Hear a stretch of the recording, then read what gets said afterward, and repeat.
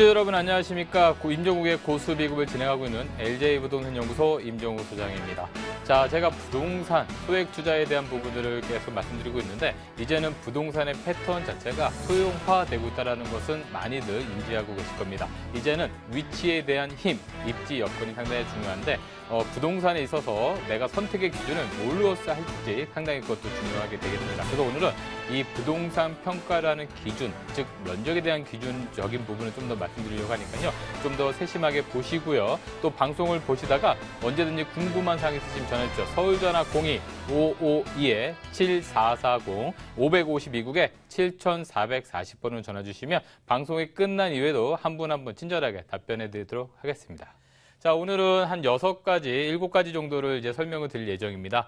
자, 첫 번째로는 제곱미터. 우리가 흔하게 제곱미터를 사용하는데 그 전에 사용했던 것이 바로 이제 평이겠죠. 그렇다면 실질적으로 몇 평은 알겠는데 몇 제곱미터가 되는지 정확하게 모르시는 분도 계시고요.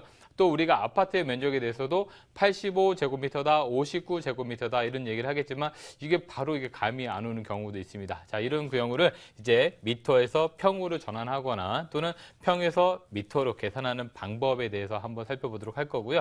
또 두 번째로는 분양 면적과 전용 면적이 있습니다. 자, 아파트 쉽게 얘기해서 33평형이다라고 하는데 85제곱미터다 이렇게 얘기를 하는데 안 맞습니다. 전환을 해도 안 맞는데 이것이 바로 전용 면적, 즉 내가 직접 사용하는 면적과 또 분양하는 면적, 또 아파트나 또는 오피스텔들이 또 분양 상품으로서 가격이 나오는데 가격을 어떻게 기준점을 잡을지 이것도 참 어렵습니다. 그러기 위해서 이 상품별 아파트나 오피스텔이 전용률이 차이 난다는 거죠. 똑같이 30평형인데 어떤 건 더 넓고 어떤 건 더 좁습니다. 그렇다면 더 넓은 거에다가 투자를 똑같이 하시면 좀 더 효과적이라는 것이죠. 그런 게 바로 전용률입니다. 그래서 상품별로 전용률이 차이 나는 이유를 한번 살펴보도록 하겠고요. 또 네 번째로는 이 대지 지분. 우리가 부동산은 토지와 건물로 나눠집니다. 그렇다면 일반적인 건물을 사실 때는 토지 몇 제곱미터 그리고 건축물 연면적 몇 제곱미터 이렇게 나와 있지만 우리가 아파트라든가 또는 오피스텔 다세대 빌라를 사실 때는 이 대지 지분과 그리고 또 실제 사용하는 전용 면적으로 나온다는 부분, 이 부분 한번 살펴보고요. 자, 첫 번째 우리가 면적한다라고 하면 일반적으로 그 전에는 평이라는 얘기를 썼었죠. 하지만 이것을 제곱미터 단위로 바꿔서 사용을 합니다. 그 이유는 뭐냐면 세계적으로 공통인데 평은 우리나라에서만 쓰고 있죠. 그래서 면적, 제곱미터라면 가로 길이와 세로 길이를 해서 이 세로 길이가 몇 제곱미터, 몇 미터, 또 가로 길이는 몇 미터, 이걸 합쳐서 우리는 제곱미터라고 얘기를 합니다. 그렇기 때문에 제곱미터 면적을 할 때는 공통적으로 사용할 수 있는 것이 평이 아니라 이 제곱미터 단위가 되겠죠. 따라서 이제는 하지만 우리가 평이라는 부분을 사용했었기 때문에 제곱미터와 쉽게 전환하는 방법에 대해서도 한번 알아야 된다라고 얘기 드릴 수 있습니다. 자, 예를 들어서 보겠습니다. 몇 제곱미터 라고 했을 때 평으로 바꾸는 방법을 본다라고 하면 예를 들어서 122제곱미터가 있습니다. 여기에 평으로 바꿀 때는 곱하기 0.3025를 하게 되겠죠. 뭐 매일 쓰시는 분들이야 이걸 외우고 있겠지만 그렇지 않은 분들은 외우기가 상당히 어렵습니다. 또는 나누기 3.3을 하시게 되면은 이제 제곱미터를 평으로 바꿀 수가 있습니다. 하지만 계산기를 두들겨야지만 되지 머릿속으로 쉽게 계산이 안 될 경우도 있는데요. 자, 이런 방법을 쉽게 계산하는 방법이 있습니다. 가령 122를 좀 전에 곱하기 0.3025를 했었다고 말씀드릴 수 있는데 자, 여기서 122 이렇게 나오면 이 끝에 자릿수를 보고서 5 이하면 없애버리고요. 5 이상이면 반올림하는 방법이 있습니다. 예를 들어서 122면 2를 잘라버리고 곱하기 그냥 3을 해버리면 26이 나오죠. 26이 나오면 곱하기 했을 때 26평이 나온다는 겁니다. 120제곱미터에. 그리고 예를 들어서 177이라는 숫자가 있다라고 하면 끝에가 5 이상이기 때문에 7을 이쪽으로 반올림을 해줍니다. 그럼 18 곱하기 3으로 하면은 3, 1, 3, 8, 24, 54평이 나온다는 것이죠. 자, 이렇게 쉽게 조금 더 계산할 수 있는 방법도 있다라는 부분인 거고요. 자, 이제 실제 면적과 안목지수가 있습니다. 자, 여러분들이 예를 들어서 집을 보러 가거나 또는 땅을 보러 갔을 때 그 면적에 대해서 대략적으로 이제 짚어봐야 될 필요성이 있습니다. 그때는 어떻게 하느냐라고 했을 때 우리가 한 걸음 뛰었을 때 대략 1m가 안 되겠죠. 이런 보폭을 내 보폭이 얼마큼 되는지를 정확하게 한 번만 재보시고요. 이 보폭을 기준으로 해서 면적 가로와 세로를 하신다라고 하면 실질적으로 몇 미터, 몇 제곱미터다라는 부분이 나오겠죠. 그것을 정확한 어떤 하나의 기준점을 만들어 놓으시고 한 10평 정도는 이 정도가 된다. 대부분 내 집에 사용하는 집을 기준으로 보시면 다른 부동산을 봤을 때도 접목이 됩니다. 그것이 바로 이제 안목지수지만 거의 실제 면적과 거의 비슷하게 되는 부분이 상당히 많다는 부분입니다. 자, 아파트 또는 오피스텔 보면 분양 면적이 있습니다. 몇 평형이다라고 얘기를 하죠. 이 몇 평이라는 것은 어떻게 계산하느냐? 실제 사용하는 면적 그리고 공용 면적을 합쳐서 분양 면적이 나옵니다. 예를 들어서 우리가 33평형이다 그렇게 된다면 전용 면적은 대략적으로 한 25평이 되고요. 나머지 평수가 공용 면적이 되겠습니다. 아파트의 전용률은 약 80% 정도, 오피스텔이나 상가는 대부분 50%이기 때문에 전용률이 분양 면적에 비해서는 좀 작다라는 부분이 차이가 나겠습니다. 자, 이렇게 전용률이 차이 나는 이유는 바로 공용 면적을 어디까지 계산하느냐에 따라서 달라지기 때문에 그 공용 면적에 대한 부분이 참 차이가 난다라고 보시면 되겠습니다. 자, 그렇다면 전용률은 당연히 작은 것보다는 큰 게 좋겠죠. 전용률이 커야지 예를 들어서 상가 같은 경우에도요. 전용률이 80%짜리랑 50%짜리는 다릅니다.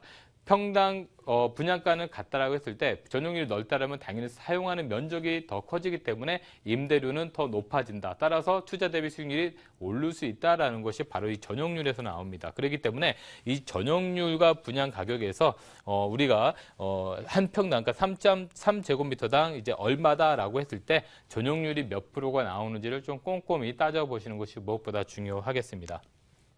자, 이렇게 면적에 대한 부분을 한번 다시 보겠는데요. 우리가 일반적인 부동산은 토지와 건축물로 나눠집니다. 우리가 만약 건물을 쓸 때도 등기부등본을 띄워보신다면 토지 부분하고 건축물 부분하고 따로따로 띄겠죠. 하지만 아파트나 오피스텔, 다세대 같은 경우에는 집합 건물로 띄게 됩니다. 그렇다면 그 안에서는 총 몇 제곱미터 분의 몇 제곱미터 해서 나한테 할당당 대지 지분이라고 합니다. 여기서 토지는 대부분이 한 필지를 나타내고요. 여기서 말하는 대지 지분은 이 필지 중에서 잘게 잘라진 부분들이 대지 지분이다라고 이해하면 되고요. 그 안에 내가 사용하는 전용 면적, 그게 몇 제곱미터다 나오게 됐죠. 그것을 이제 공용 면적하고 합쳐지면 우리는 이것을 분양 면적이다라고 얘기를 합니다. 자, 그래서 재개발에서는 토지 등 소유자, 즉 토지나 건축물 둘 중에 하나만 있으면은 조합원으로서 인정이 되기 때문에 이 재개발에서는 토지나 건축물 중에 하나가 있으면 됩니다. 하지만 재건축에서는 토지와 건축물이 같이 있어야 됩니다. 그래서 토지와 건축물이 같이 있기 가장 편한 것이 이런 집합 건물. 이런 집합 건물은 대지와 토지가 같이 있기 때문에 재건축에서 조합원 자격을 주어진다. 하지만 단독주택 재건축 같은 경우에 토지만 있거나 건축만 있으면 조합원 자격이 주어지지 않는다는 점 잘 보시고요.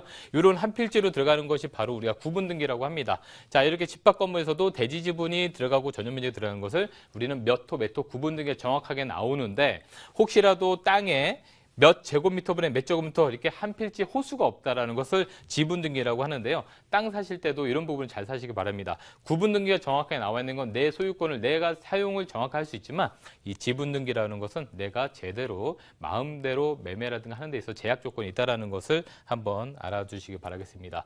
자, 우리가 부동산을 선택하는 데 있어서 예를 들어서 이제 다세대 주택을 구입을 하는데 간혹 가서 대지 지분이 몇 평이에요 또는 실제 사용 면적이 몇 평이에요 이런 식으로 많이 물어보시는데요. 예전에 이렇게 한번 보겠습니다. 재개발 지역이 있습니다. 이 재개발 지역에서는 이 땅이나 건물에 대해서 갖고 있는 크기가 내 관리 처분이 됐을 때 평가액이 됩니다. 그렇다면 이 관리 처분 평가액에 따라서 이제 내가 분양을 받을 수 있는 평수가 좌우되고 또 조합원의 자격도 역시나 좌우되기 때문에 재개발에서는 이 대지 지분에 대한 부분이 상당히 중요하다라고 말씀드릴 수 있겠고요.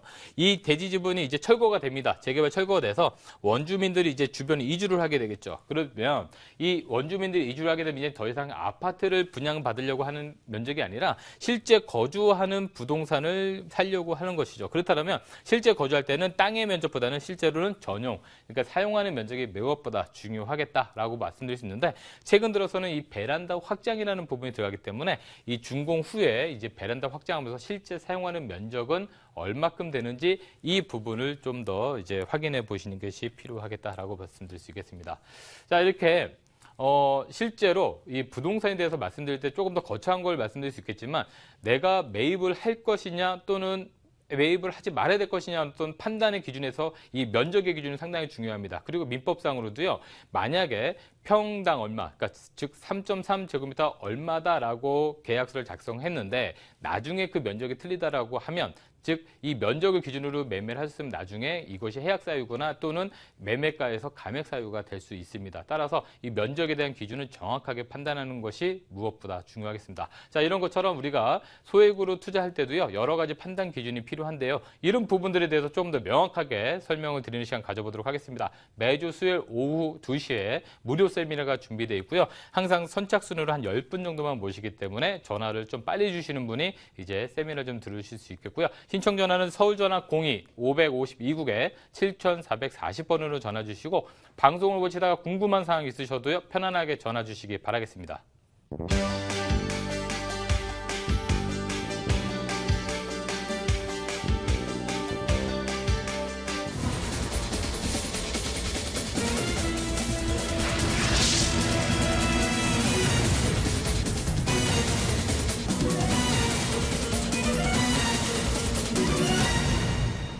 자, 투자에 도움될 만한 매물 두 가지 준비해봤는데 오늘은 마포구 시리즈가 되겠습니다. 자, 첫 번째로는 마포구 합정동이고요. 두 번째로는 마포구 대흥동이 되겠습니다. 자, 이 마포구 같은 경우에는 많이들 아시는 것처럼 학교, 그러니까 유명한 대학교들이 밀집돼 있죠. 연세대, 서강대, 홍대, 이대 등 여러 유명 대학교들이 밀집돼 있기 때문에 지방에서도 공부 잘하는 학생들